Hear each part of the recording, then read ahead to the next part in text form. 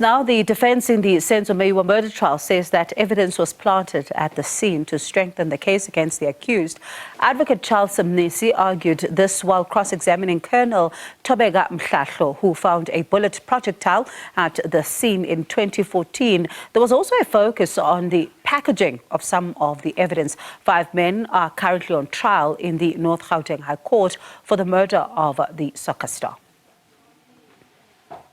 I'm going to put it to you, ma'am, that thing that you are referring to as a fragment from the door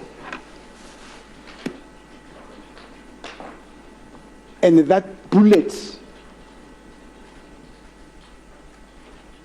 which you say you found on the kitchen top, those things were never there. Somebody made it sure that for whatever reason that they could have heard that those things were put there.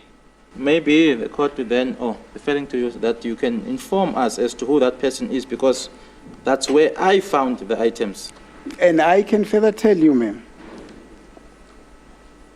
that which you are referring to as a fragment that came from the door, it was just a drawing that was made with a corky pen in order to trump up a case, a possible case against these poor accused persons that are before court today. Maybe you know as to who formed part of that theory or conspiracy theory, but this is how I found it, how I found the scene. The reason why, ma'am, you are saying you disregarded that piece of evidence and actually you did not package it because it wasn't there. When we collect a crime scene, we look for that with evidential value. If I was then to package and collect this and package it, I don't know what are you suggesting, where would I have taken it to? Are you suggesting, ma'am, that from what you found there, that if your evidence is true, of course, from what you found there, next to the bullet, to you it did not constitute any evidence that was of value? This piece had no evidential value. That bullet that was found on the kitchen top, ma'am,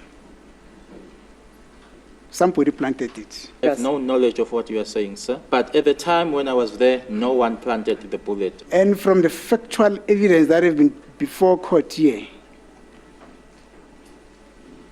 or that has already been heard by this court, that is indicative of the fact that there was indeed an interference with that scene. Not at the time when I was there. All right, let's get more details now and speak to Sipho Kekana, who's SABC News reporter who's been in court for us and tracked the story. Sipho, of course, this was to be expected given the interest in that, that bullet projectile. At the same time, the evidence gathering at this particular scene. So certainly this is a direction that one could foresee that the defense would go. Of course, you are right, and good evening, Bongiwe. So today, as you say, it was all about the projectile, it was all about the brown envelope, and perhaps not the brown envelope as you may know it, but this is a package that was used to package the bullet projectile that was discovered on the kitchen counter at the Khumalo household on that evening. We've heard in court that Lieutenant Colonel Tobeka Mhlahlo, when she arrived the following morning, she discovered that bullet projectile on the kitchen counter. So what we had today was that she then, as they were packaging, processing the scene and packaging the exhibits, this said bullet projectile was then put inside a brown envelope. And that's what was a serious bone of contention today during cross-examination. We've had, before Advocate Charles Mnisi rose up, we've heard from Tobeka Mhlahlo saying that that projectile did not have any blood stains on it.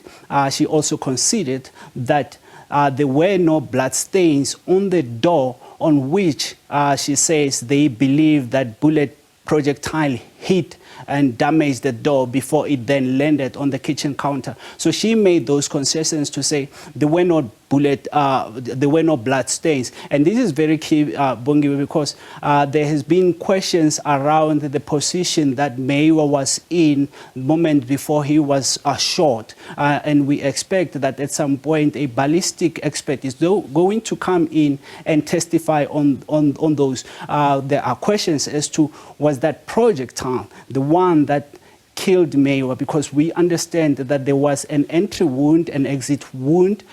So there are still those questions that we expect are going to be answered as cross-examinations go on. So Advocate Mnisi there rose up, and it was a very tumultuous cross-examination there. It got off to a very tricky start, and that became the character of the cross-examination there, up and down.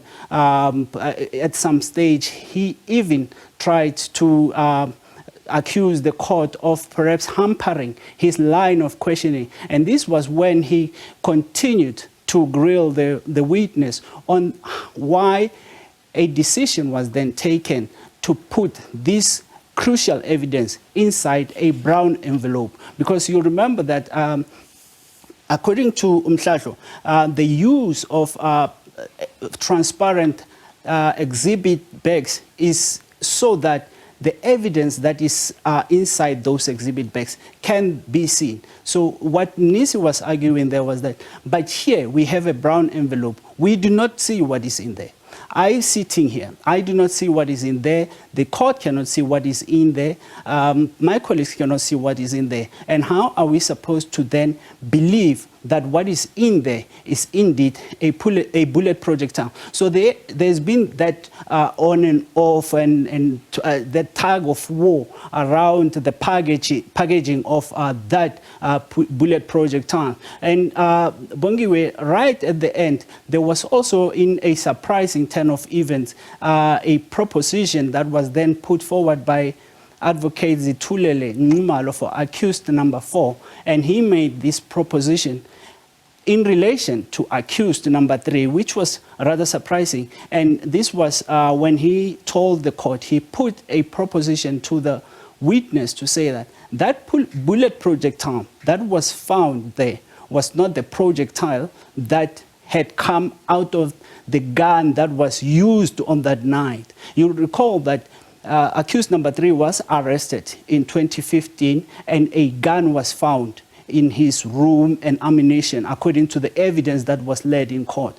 And the state previously would also recall, they brought to court a witness that testified to that. Now, that witness left the court with questions around the relevance of that evidence as to how does that case, which related to taxi violence in a case in Alexandra, how does it then link to Meyiwa's murder?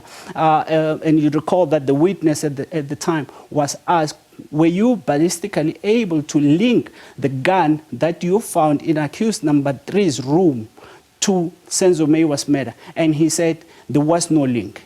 Had there been any link, I would have known. So today, in a very surprising turn of events, Zitulele Nxumalo put a proposition to the witness saying that the projectile that was there was put by somebody there, and it is that projectile that is linked to the gun that was discovered in accused number 3's room.